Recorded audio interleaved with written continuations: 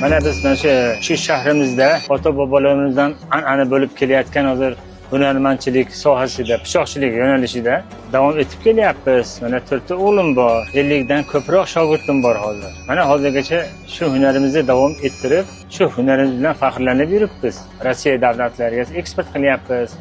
Mana hozir turistlar kelishyapti chet davlatlardan. Pichoqchilik azaldan bo'lib kelgan bu narsa. O'sha paytlarda Damashq pichoqlari deyardi. Mana hozir Damashq pichoqlari deydi.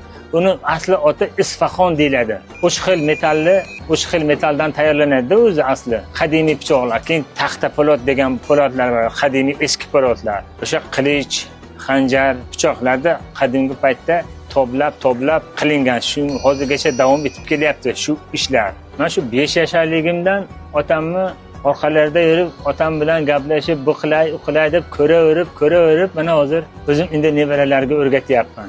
O'g'illarim hammasi usta bilan.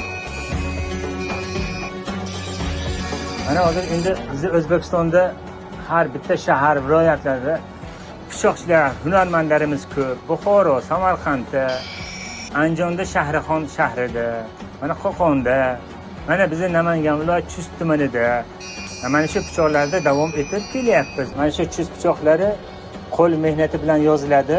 Atdelna bunga tamg'a uriladi qizdirib turib. Bu hozirdagi zamonaviy lazerlarda yozilmaydi. Faqat qo'l mehnati bilan pechatga o'xshagan narsa tamg'amiz. Shuni qizdirib turib urib, bunga mis eritib boramiz. Qo'l mehnatiga kiradi bular. Bitta pichoqni tayyorlash uchun 2,5-3 soat vaqt ketadi. Chunki metal tanlaymiz. Buni o'tga solib ishlov beramiz, unga toblanadi, sug'oriladi. Bu ro'zg'or pichoqlari asosan yog'och soplilardan bo'ladi.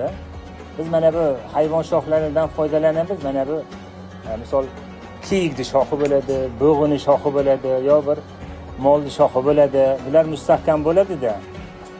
Suyaklardan qilinadi. Bular qassoblarga, mana sog'ga berishga har xil pichoqlar tayyorlanadi.